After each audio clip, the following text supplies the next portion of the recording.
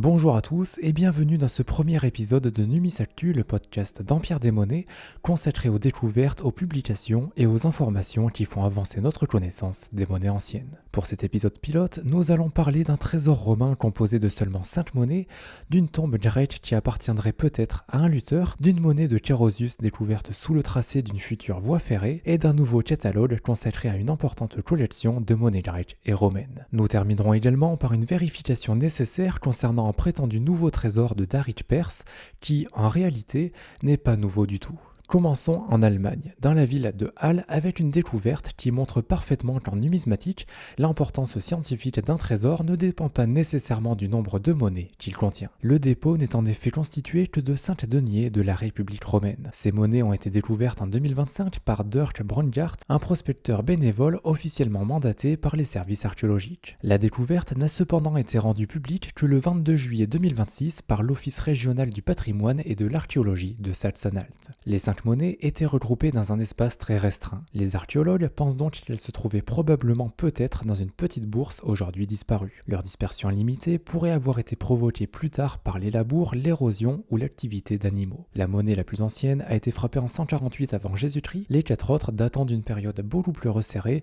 entre 82 et 79 avant notre ère. 3 de ces 5 monnaies sont des deniers serrati, reconnaissables à leur bordure dentelée. 2 portent également des graffitis antiques. Toutes présentent d'importantes traces de circulation.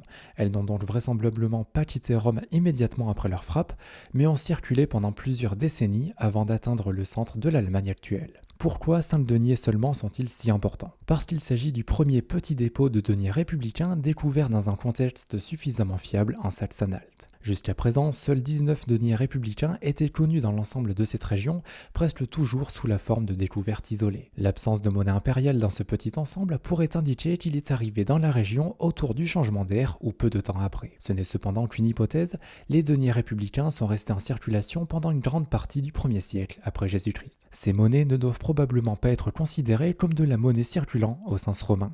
Les populations germaniques de cette région n'utilisaient pas encore un système monétaire comparable à celui de l'Empire.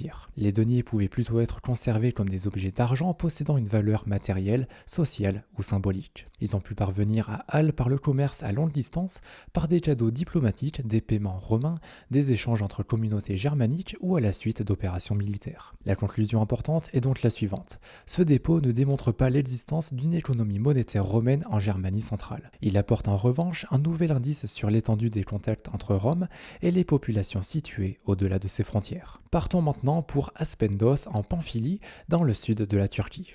Des archéologues viennent d'annoncer la découverte d'une tombe construite avec des dalles de pierre, datée approximativement entre 475 et 300 avant Jésus-Christ. À l'intérieur se trouvaient un squelette, différents objets et plusieurs monnaies d'argent représentant 2 hommes nus en train de lutter. Il s'agit vraisemblablement de statères d'Aspendos. Sur le revers figurent 2 lutteurs se faisant face, tandis que le revers représente habituellement un frondeur accompagné du triskel et du nom de la cité écrit en dialecte pamphylien. La présence de ces monnaies a conduit le ministre turc de la culture à proposer que le défunt ait pu être un athlète, et peut-être même un lutteur professionnel. Cette hypothèse a immédiatement été reprise par de nombreux médias, mais d'un point de vue numismatique, il faut rester beaucoup plus prudent. Les statères aux lutteurs ne constituaient pas une émission commémorative réservée aux sportifs. Ils formaient l'un des principaux monnayages civiques d'Aspendos et ont été frappés pendant une très longue période. Un trésor découvert à Dakpazari contenait par exemple 270 statères d'Aspendos appartenant à ce monnayage. La présence de ces pièces dans une tombe ne suffit donc pas à elle seule à identifier la profession du défunt. Pour aller plus loin, il faudra connaître le nombre exact de monnaies, leur type, leur magistrat, leur liaison de coins, leur degré d'usure et surtout leur position précise dans la sépulture. Il faudra également attendre l'étude anthropologique du squelette. Des traumatismes compatibles avec une pratique sportive intensive pourraient renforcer l'hypothèse, mais même dans ce cas, la démonstration resterait délicate. L'intérêt réel de la découverte se situe ailleurs. Si le contexte est intact, les monnaies pourraient contribuer à dater la sépulture et à comprendre l'utilisation funéraire du numéraire à Aspendos. Elles pourront également montrer comment une image civique, celle des lutteurs, était perçue localement lorsqu'elle quittait la circulation quotidienne pour être déposée enfoncé auprès d'un mort. La tombe est donc potentiellement importante, mais pour le moment, parler avec certitude de la tombe d'un lutteur serait aller beaucoup trop vite. Troisième découverte, une monnaie de Carausius trouvée en Angleterre pendant les investigations archéologiques précédant la construction de la ligne ferroviaire East-West Rail. Environ 1000 tranchées d'évaluation ont déjà été ouvertes dans le Bedfordshire et le Cambridgeshire. À terme, près de 6000 tranchées doivent être étudiées. Parmi les objets découverts figure une monnaie portant le nom de Carausius, annoncée comme datant de 287 après Jésus-Christ. Carausius était chargé de lutter contre la piraterie dans la Manche avant de se révolter contre l'autorité impériale. Il contrôla la Bretagne romaine et une partie du nord de la Gaule entre 286 et 293 avant d'être assassiné par Alectus. Le communiqué officiel présente la monnaie comme un denier. Ce point mérite toutefois d'être confirmé. Carausius a bien frappé de rares monnaies d'argent, mais l'essentiel de son numéraire est constitué de monnaies radiées.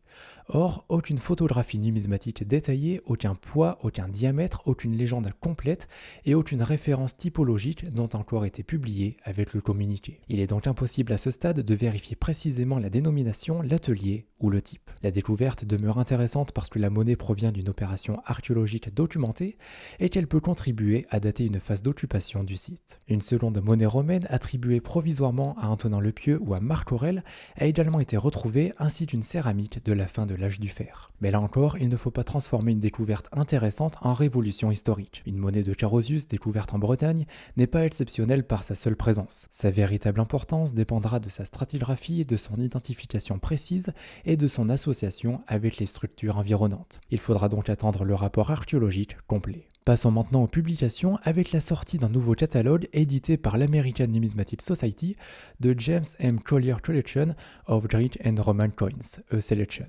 L'ouvrage est dirigé par Dimitrios Gerothanasis, Johannes Stelzamer, Alan Walker et Retz Gao. Il comporte 144 pages et 236 illustrations en couleur. Le catalogue couvre notamment la Grande Grèce, la Sicile, la Macédoine, la Thrace, l'Asie mineure, le Proche-Orient, la République romaine, les impératores, les 12 Césars ainsi que les empires romains et byzantins. La collection de James Collier a été dispersée aux enchères en 2025. Le produit de cette vente a servi à financer durablement le Collier Prize, une récompense consacrée aux travaux importants en numismatique antique. Ce livre n'est pas un nouveau corpus destiné à remplacer les grandes références existantes, il s'agit d'une sélection de monnaies remarquables provenant d'une collection constituée avec une forte sensibilité pour l'histoire de l'art. Son intérêt pour un numismate professionnel réside surtout dans la qualité des illustrations, la diversité des séries représentées et la conservation d'une trace scientifique de la collection après sa dispersion. Le catalogue est actuellement proposé en anglais au prix de 85 € hors taxe. Terminons maintenant par notre rubrique de vérification. Plusieurs articles publiés en juillet 2026 ont présenté comme nouvelle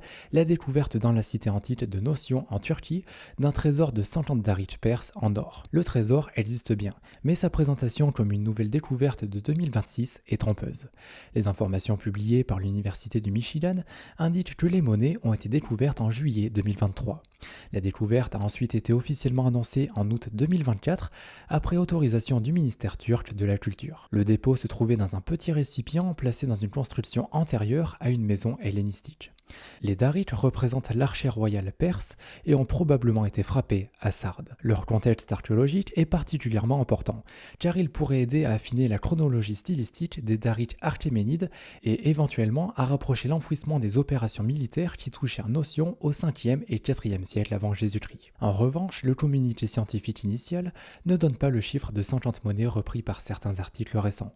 Il ne faut donc pas présenter cette information comme une nouvelle découverte, ni reprendre ce nombre sans confirmation de l'équipe scientifique. C'est précisément pour éviter ce genre de confusion que dans ce podcast, nous distinguerons toujours la date de la découverte, la date de son annonce et la date de la publication scientifique. Voilà pour ce premier épisode de Numisactu, le podcast d'Empire des Monnaies.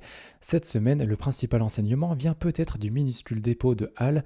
5 monnaies seulement peuvent apporter davantage d'informations historiques qu'un trésor spectaculaire privé de son histoire. La tombe d'Aspendos et la monnaie de Carausius sont prometteuses, mais elles nécessite encore des publications détaillées avant de pouvoir en tirer des conclusions solides. Vous retrouverez bien sûr toutes les sources mentionnées dans la description de cet épisode. Merci pour votre écoute, n'oubliez pas de vous abonner et de partager ce podcast, et rendez-vous la semaine prochaine pour un nouveau tour d'horizon de l'actualité numismatique.